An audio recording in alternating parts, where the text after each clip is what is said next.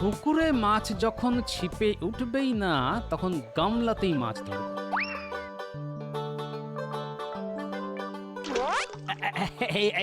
এই তো একটা মাছ উঠলো। এবার আয় তো বাবা। ঠিক ধরেছি, একেবারে লাফানো মাছ। ও গিন্নি যা খুশি হবে না। এই এই সকাল বেলা কি মাথা খারাপ হয়ে গেছে? বলি গামলায় মাছ ধরছো? তা কি করব, ভোর রাত থেকে ছিপ ফেলে পুকুরে বসেছিলাম। একবার উঠলো পচা কলার কাঁদো, একবার উঠলো এক বস্তা কাদা মাটি। এরপর বাজারে গিয়ে কিছু জিওল মাছ কিনে এই গামলায় রেখে দিলাম। এবার যত খুশি মাছ ধরো আর খাও। সঙ্গে একটা বড় ছাকনিও কিনে এনেছি। এবার থেকে এই ছাকনি দিয়ে জ্যান্ত মাছ ধরে তোমাকে খাও গিন্নি। তুমি হাসতে হাসতে রেঁধে দেবে, আমাকে আর বাজারে যেতে হবে না। তুমিও খুশি, আমিও খুশি। বলি আমি হাসতে হাসতে রাঁধবো না কাঁদতে কাঁদতে সেটা পরের কথা, কিন্তু তোমার যে মাথাটা একেবারে গেছে সে ব্যাপারে আমার কোনো সন্দেহ নেই। হ্যাঁ, ডাকবো নাকি শ্যামাপদ ওঝাকে? ঝেঁটা মেরে তোমার ভূত ছাড়াবে। হ্যাঁ, ঘোর কলি, ঘোর কলি। স্ত্রী তার স্বামী গোপালকে ঝেঁটা মারছে, তাও কাকে দিয়ে? একটা বদমাস ওঝাকে দিয়ে। সেটাও সবাই দেখবে। হায় হায়, জীবনটাই আর রাখবো না।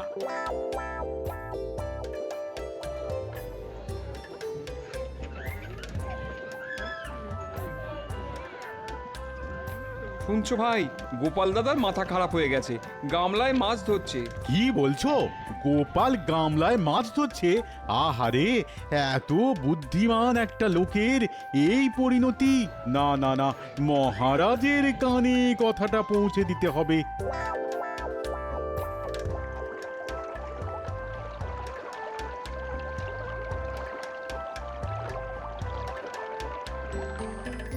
বুঝলে, মুখ হলো মনের আয়না। একজনের মুখ দেখলেই বোঝা যায় তার মনের অবস্থা ঠিক কি রকম। একদম ঠিক কথা বলেছেন মহারাজ। মুখ দেখেই মনের কথাটা টের পাওয়া যায়। এই যেমন গোপাল, ওর মুখের দিকে তাকিয়ে দেখুন, কেমন যেন ঘোলাটে ঘোলাটে, চুলে ভালো করে চিউনি দেয়নি, কেমন যেন একটা উদ্ভ্রান্ত লাগছে। কেন বলুন তো? আমার কিন্তু কেমন কেমন লাগছে। মন্ত্রীমশাই, আপনার মুখ দেখেও মনে হচ্ছে আপনার মনের মধ্যেও একটা ষড়যন্ত্র চলছে। কেমন একটা ওই শয়তানি মার্কা হাসি লেগে রয়েছে। এতদিনে গোপাল একেবারে একটা ঠিক কথা বলেছে। আগে মহারাজ, আজ আপনাকে একটা গোপন কথা বলি। গোপালের মস্তিষ্কে একটু গোলমাল দেখা দিয়েছে। এটা আমার কথা নয়, লোকে বলা বলি করছে। রাজসভার একজন মাননীয় সদস্য সম্পর্কে এরকম একটা ধারণা থাকাটা কি উচিত মহারাজ? মন্ত্রী, তুমি কি বলতে চাইছো? আমি তো কিছুই বুঝতে পারছি না। গোপালের মাথা খারাপ হয়ে গেছে, এটাই কি তুমি বলতে চাইছো? আজ্ঞে মহারাজ, তাই বলতে চাইছি।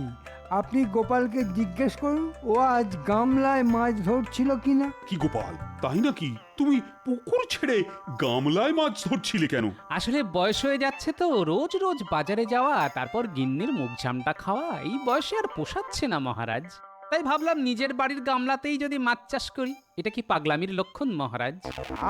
তোমার চাষ করা মাছ নিয়ে আমাদের একটা ভোজসভা হতেই পারে। মন্ত্রী, গোপাল পারে না এমন কিন্তু কোনো কাজ নেই। গোপালের মতো সবাই যদি নিজের নিজের বাড়িতে মাছ চাষ করতে পারত, তাহলে তো আর মাছের আকাল হতো না। আর বৃষ্টির জল ধরে রাখলেই এটা একমাত্র সম্ভব। মহারাজ, এইমাত্র একটা কথা আপনি বললেন, গোপাল পারে না এমন কোনো কাজ নেই। সেটা কি সত্যি গোপাল? হ্যাঁ, কিছুটা তো সত্যি বটেই। মহারাজ কি না বুঝে এই কথাটা বললেন বলে আপনার মনে হয়? তাহলে গোপাল, মহারাজকে একবার ষাঁড়ের দুধ খাইয়ে দাও দেখি, পারো কিনা। বাহ বাহ বাহ, চমৎকার একটা খাবারের কথা মন্ত্রীর মাথা থেকে বেরিয়েছে। রোজ রোজ গরুর দুধ খেতে খেতে মুখে আর রুচি নেই। একদিন তাহলে ষাঁড়ের দুধ খাওয়াই যায়। কি বলো গোপাল, পারবে তো? নইলে কিন্তু মন্ত্রীর কাছে তোমার সম্মান নষ্ট হয়ে যাবে। মন্ত্রী আমাকে কি বলল না বলল তাতে আমার কিছু যায় আসে না মহারাজ। আমি একটা কথাই জানি, মানির মান জুতো পেটা করলেও যায় না। আপনাকে আমি ষাঁড়ের দুধই খাওয়াবো, কিন্তু জোগাড় করতে যে আমার 10 দিন সময় লাগবে মহারাজ। আর এই সময়টা আমি রাজসভায় আসতে পারবো না। কেউ যেন আমার বাড়ি গিয়ে আমাকে বিরক্ত না করে।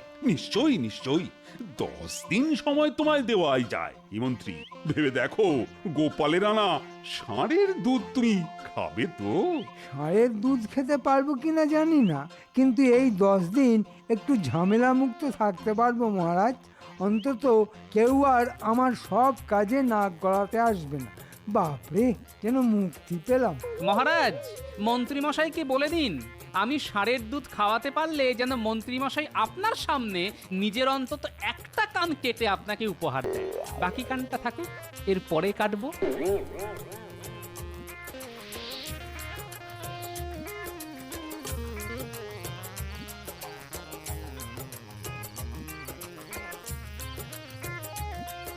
ও বাবা, বলি আজ এত খুশি খুশি লাগছে, হ্যাঁ? কি ব্যাপার? মহারাজ ষাঁড়ের দুধ খেতে চেয়েছেন, আমি বললাম খাওয়াবো। খাওয়াবে মানে? ষাঁড়ের দুধ কাউকে খেতে দেখেছো কোনোদিন? গামলায় যদি মাছ ধরতে পারি গিন্নি, তবে ষাঁড়ের দুধও খাওয়াতে পারবো। এই আমার না বারবার মনে হচ্ছে তোমার মাথাটা একেবারেই গেছে। হ্যাঁ, কাল আমার সঙ্গে ওঝার বাড়ি যাবে, নইলে আমি ডেকে আনবো। হ্যাঁ, তোমার যা ইচ্ছে করো, এবার আমাকে একটু ঘুমোতে দাও গিন্নি। হে ঈশ্বর, পাগল ভালো করে দাও গো। হে ঈশ্বর, লোকটা তো এমনিতে ভালো, মাথা খারাপ হয়ে গেলে তার কি দোষ বলো? আচ্ছা, তোরা তো অনেক জায়গায় ঘুরে বেড়াস, বলতে পারিস কোথায় ষাঁড়ের দুধ পাওয়া যায়? আগে আমরা তো এই রাজ্যের বাইরে কোথাও যাইনি, তাই বলতে পারবো না। না মন্ত্রী মশাই, না, এই রাজ্যে কোথাও ওই ষাঁড়ের দুধ পাওয়া যায় না। তবে আমিও শুনেছি হিমালয়ের কোনো একটা রাজ্যে নাকি ষাঁড় আছে যারা দুধ দেয়, কিন্তু সেখানেও তো মুশকিল। সেই দুধ খেলে নাকি মাথায় শিং উঠে যায়। আচ্ছা, হিমালয়ে যাওয়ার রাস্তাটা কি জানিস? কেন জানবো না? আমাদের রাজ্য ছাড়লে নবাবের মহল, সেটা বাম দিকে রেখে প্রথম ডান দিকে, তারপরে পূব দিকে, তারপর পশ্চিম দিকে গিয়ে যাকে জিজ্ঞাসা করবেন সেই বলে দেবে হিমালয় রাজ্যটা কোথায়, ওরাই দেখিয়ে দেবে। 10 দিনের মধ্যে ফিরে আসা যাবে? মাথা খারাপ, 1 মাস যেতে 1 মাস আসতে। না, গোপাল এর মধ্যে ফিরতে পারবে না। আমরা যে এত খবর দিলাম তার জন্য মোহর দেবেন না? গোপাল আগে মহারাজকে ষাঁড়ের দুধ খাওয়াক, তারপর তো মোহর পাবি। আর একটা কথা, গোপালের বাড়ির ওপর নজর রাখবি, কোথায় যায়, কার সঙ্গে দেখা করে, তার সমস্ত খবর আমার চাই, বুঝলে?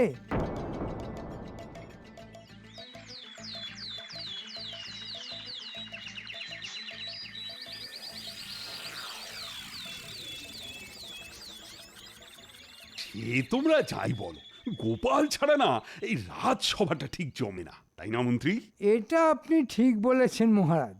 এত খরচা করে একটা ভাঁড় রাখা হয়েছে, সে যদি অনুপস্থিত থাকে তার রাজসভাটা চলবে কি করে? তবে মহারাজ, গোপাল আর এমুখো হবে কিনা তা বলা যাচ্ছে না। কেন কেন, ষাঁড়ের দুধ আনতে ও কোন দিকে গেছে? তা তো জানি না, শুনলাম হিমালয়ের কোলে নাকি একটা রাজ্য আছে, সেখানে নাকি এক ধরনের ষাঁড় আছে, তা নাকি দুধ দেয়। গোপাল যদি সেখানে যায় তাহলে খুব বিপদ, মনে হয় আর ফিরে আসতেই পারবে না। তাহলে খোঁজ নাও মন্ত্রী, গোপালের কিছু হলে দায়ী থাকবো আমি। না না না, আমি আর তুমি। না না না, এটা খুব অন্যায় হলো। কি বলো বিজ্ঞানী? অন্যায় তো হলোই মহারাজ, যা অসম্ভব তা গোপাল কি করে সম্ভব করবে তা কিন্তু আমি জানি না।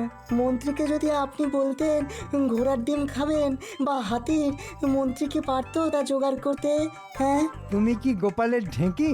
ও যা বলবে তুমিও সেই কথাতেই সায় দেবে? তোমাকে মাসোহারা কে দেয়, মহারাজ না গোপাল? আবার মাসোহারার কথা আসছে কেন? কথা হচ্ছিল গোপালকে নিয়ে। আচ্ছা বিজ্ঞানী, তোমার কি মনে হয় ষাঁড় দুধ দেয়? এটা এটা প্রকৃতি বিরুদ্ধ কাজ। প্রকৃতি যাকে যে ক্ষমতা দেয়নি সেটা কি করে করবে? তুমি নিশ্চয়ই গোপালকে এই জ্ঞানটা দাওনি, তাই সে ষাঁড়ের দুধ আনতে গেছে। ঠিক আছে, আর কয়েকদিনের মধ্যেই তো প্রমাণ হবে যে ষাঁড়ের দুধ আদৌ হয় কিনা।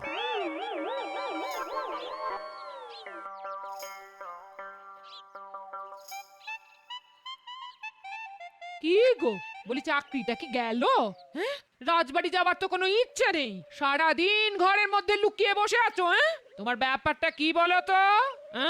আমার আর বাইরে বেরোনোর কোনো উপায় নেই। তুমি বরং একটা কাজ করো, কাপড়ের এই পট্টিগুলো পেটে বেঁধে দাও তো, দেখে যেন মনে হয় আমি আর কয়েকদিনের মধ্যেই সন্তান প্রসব করব। হায় ভগবান, এ তুমি কি করলে? মাথাটার সঙ্গে পেটটাও খারাপ করে দিলে। আরে পেট আবার কবে খারাপ হলো? বলছি পেটে একটা মোটা কাপড়ের পোঁটলা বেঁধে দাও। তার মানেই তো সেটা। তার মানে কি? পেটে কি হয়েছে? ন্যাকামি করো না, পেটে পুটলি বেঁধে তুমি কি বোঝাতে চাইছো? যা বলছি তাই করো তো, পরে বুঝবে। মহারাজকে ষাঁড়ের দুধ খাওয়ানোর এছাড়া আর কোনো উপায় নেই। এই দেখ, এই তুমি নিজে কখনো ষাঁড়ের দুধ খেয়েছো? দেখো গিন্নি, আমি চাইলে না বাঘের দুধও খেতে পারি, খাওয়াতেও পারি। তোমাকে যে কাজটা বলছি তাই করো তো, তারপর সব বুঝিয়ে দেবো।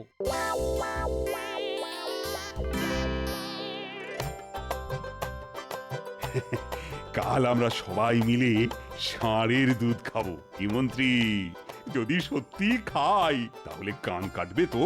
নিশ্চয় মহারাজ, তবে গোপাল যদি এই কাজটা করতে পারে তবে বিজ্ঞানের প্রভূত উন্নতি হবে, তাই না বিজ্ঞানী? হ্যাঁ, তা তো হবেই। পৃথিবীতে আর দুধের অভাব থাকবে না। কি হয়েছে? কি হয়েছে মা? গোপালের কিছু হয়েছে নাকি অন্য কোথাও দুর্ঘটনা ঘটেছে? কি আর বলবো মহারাজ, বলতে লজ্জা লাগছে কিন্তু বলতেই হবে।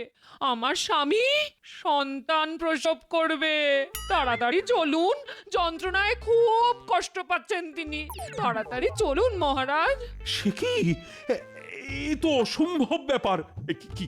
কি হয়েছে সেটা সত্যি করে বলো। মহারাজ, আপনাকে মিথ্যে বলার শাস্তি কি তা কি আমি জানি না? তবে তো এক্ষুনি যেতে হয়। মন্ত্রী, বিজ্ঞানী, পণ্ডিত সবাই চলো, গোপালের সন্তান প্রসব দেখে আসি।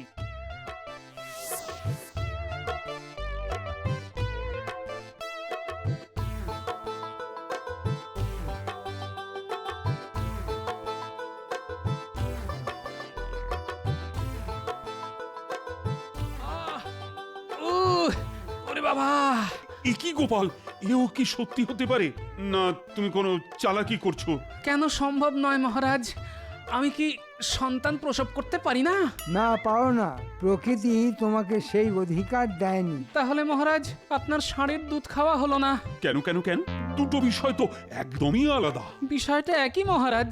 আমি যদি সন্তান প্রসব না করতে পারি তাহলে ষাঁড় কি করে দুধ দেবে? মন্ত্রী, গোপাল কিন্তু খারাপ কিছু বলেনি, তুমি বিষয়টা ভেবে দেখো। মহারাজ, এটা গোপালের চাল। যদি তা সম্ভব নাই হয় তাহলে গোপাল কেন ষাঁড়ের দুধ খাওয়াবে বলে আপনাকে কথা দিল? ও বলতেই পারতো, না মহারাজ, ষাঁড় কখনো দুধ দিতে পারে না। মন্ত্রীর এই যুক্তিটাও তো অস্বীকার করা যায় না। এখন তাহলে উপায়? না মহারাজ, এর মধ্যে কোনো কিন্তু তঞ্চকতা করে ভুল বোঝাতে পারবে না। এটা রাজদ্রোহিতার চাইতেও বেশি অপরাধ। আরে তুমি এত রেগে যাচ্ছ কেন? আমরা তো খেলার জন্যই এই বাজি ধরেছিলাম। তাহলে গোপাল স্বীকার করুক যে এই বাজিতে ও হেরে গেছে। তাহলে প্রমাণ হবে গোপালকে আপনি যতটা বুদ্ধিমান মনে করেন ও আসলে ততটা বুদ্ধিমান নয়। মহারাজ, মন্ত্রীমশাই ঠিকই বলেছেন। এটা প্রকৃতি বিরুদ্ধ কাজ হয়ে যাচ্ছে, কিন্তু পরাজয় আমি স্বীকার করব না। আমি যখন আপনাকে কথা দিয়েছি আপনাকে ষাঁড়ের দুধ খাওয়াবো, তখন খাওয়াবোই। আপনি আমাকে একটা দিন সময় দিন মহারাজ। বেশ, কেউই যখন হার স্বীকার করবে না তখন তাই হোক। গোপাল আমাদের যত খুশি ষাঁড়ের দুধ খাওয়া, এতে আমার কোনো আপত্তি নেই।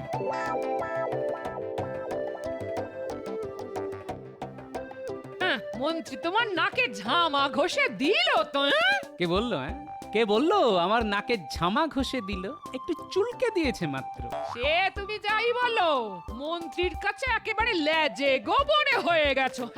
হ্যাঁ, তা তুমি বলতে পারো, কিন্তু শেষ হাসিটা যে আমি হাসবো, দেখে নিও। সে তুমি যাই দেখাও না কেন, আমি যা বোঝার বুঝে গেছি। কিছুই বোঝনি, এবার বুঝবে। আমাকে আর কি বোঝাবে? যেদিন গামলায় মাছ ধরছিলে সেদিনই বুঝেছিলাম তোমার মাথাটা এখন হাঁটুতে চলে এসেছে। মাথায় এখন ষাঁড়ের গোবর নিরেট হয়ে গেছে। হ্যাঁ, ঠিক আছে, যেদিন খেল খতম হবে সেদিন বুঝবে। এখন আমি চললাম বাজারে, কিছু কেনাকাটা আছে। যাচ্ছই যখন তখন আবার কচু খেচু এনো না। ভালো দেখে টাটকা মূলো আর বড় দেখে বাঁধাকপি এনো। হ্যাঁ, আর একটু বড়ি, মুসুরি ডাল, এই শুকনো লঙ্কা আর তেজপাতা। হ্যাঁ, যা আনবো গিন্নি, তাতে তোমার মন ভালো হয়ে যাবে।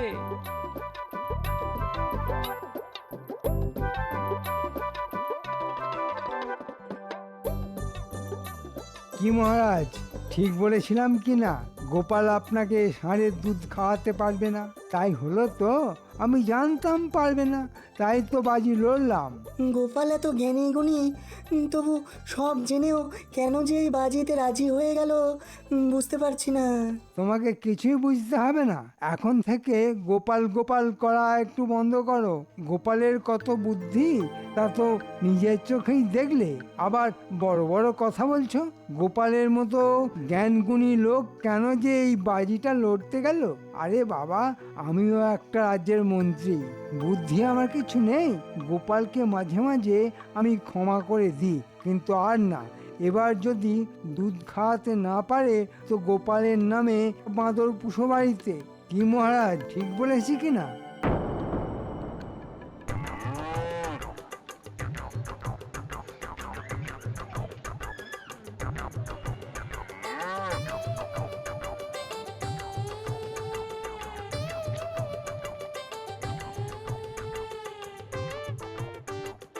আরে ভালো দুধ দিবি কিন্তু, নইলে মহারাজের কাছে আমার একেবারে মান চলে যাবে। এটা কিন্তু বলার সময় এখনো আসেনি মন্ত্রী। আজ কিন্তু গোপাল আমাদের ষাঁড়ের দুধ খাওয়াবে বলেছে। দেখি দেখি ও কি করে, তারপর তো কিছু বলবো। এখনো আপনার গোপালের প্রতি প্রেম গেল না? আরে যত বুদ্ধিমান গোপাল নিজেকে মনে করুক না কেন, আসলে ও ততটা বুদ্ধিমান নয়। হোলানো বেলুন যাকে বলে আর কি।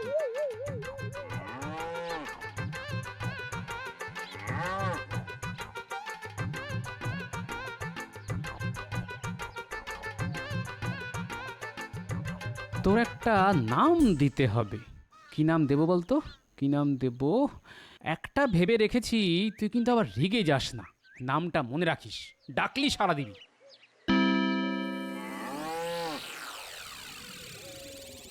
আপনি কি ভেবেছেন গোপাল আর রাজসভায় আসবে? না আসার কি আছে, গোপাল কিন্তু পালানোর লোক নয়, তুমি দেখে রেখো। এ আপনি যাই বলুন না কেন, গোপাল আর আপনার সামনে এ মুখ দেখাতে পারবে। মহারাজের জয় হোক। এই নিন মহারাজ, আপনার ষাঁড়ের দুধ, একদম খাঁটি। খেয়ে দেখুন আমার ষাঁড়ের দুধ খেতে কেমন। কি আশ্চর্য, তুমি ষাঁড়ের দুধ মহারাজের জন্য নিয়ে এসেছো? আমার ষাঁড়ের দুধ আমি আনবো না তো কি আপনি আনবেন? তোমাকে ঠিক বিশ্বাস করতে পারছি না। মানে এই দুধ আমি খাবো? কেন খাবেন না মহারাজ? আমি কি আপনাকে এই দুধ খাইয়ে হত্যা করতে চাইবো? আচ্ছা আচ্ছা, এই দুধ আমিও খাবো, আপনিও খাবেন। নিন, খান।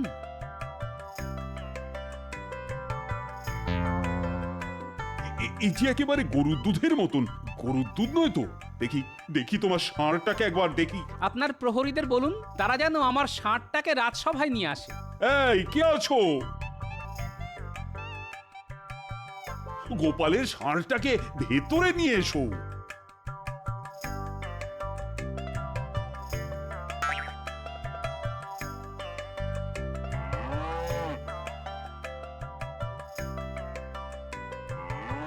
মহারাজ, গোপাল আবার ধোঁকা দিল। একটা গরু এনে বলছে ষাঁড়।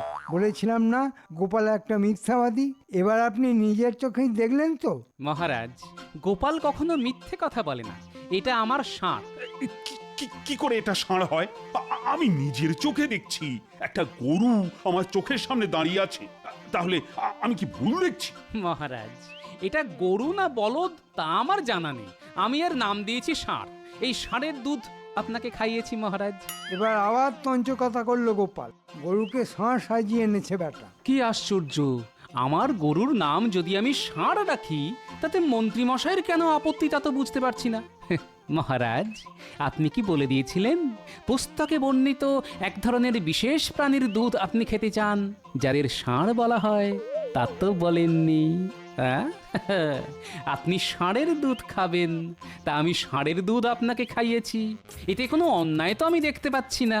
এমনকি আপনি বাঘের দুধ চাইলেও খাওয়াতাম, তখন আমি গরুর নাম বাঘ রাখতাম। হ্যাঁ মন্ত্রী, একটা কথা তোমায় স্বীকার করতেই হবে, গোপালের যুক্তি কিন্তু অকাট্য, আর বাজির রায় ওর পক্ষেই গেল, তাই না বিজ্ঞানী? ঠিক বলেছেন মহারাজ, যুক্তিশাস্ত্র অনুযায়ী গোপাল যা বলেছে তাকে উপেক্ষা করা যাবে না। হ্যাঁ, তাহলে জয় হলো তো গোপালেরই। একেই বলে যুক্তির মার। তা মন্ত্রীর কান কাটার কি হলো গোপাল? যার দুকানি কাটা তার আর কোন কানটা কাটবেন মহারাজ। তবে এখন থেকে ওকে রাজসভায় কানে তুলো দিয়ে আসতে বলবেন, কোনো কিছুই যেন ওর কানে না ঢোকে মহারাজ।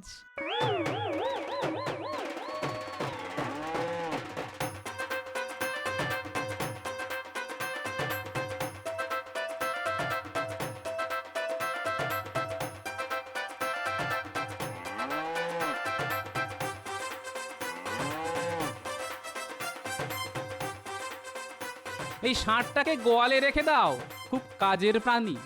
আর পারা যায় না, আর পারা যায় না, এখন আবার গরুকে ষাঁড় বলছে। হায় ঈশ্বর, এই পাগল মানুষটাকে নিয়ে আমায় ঘর করতে হবে সারা জীবনে।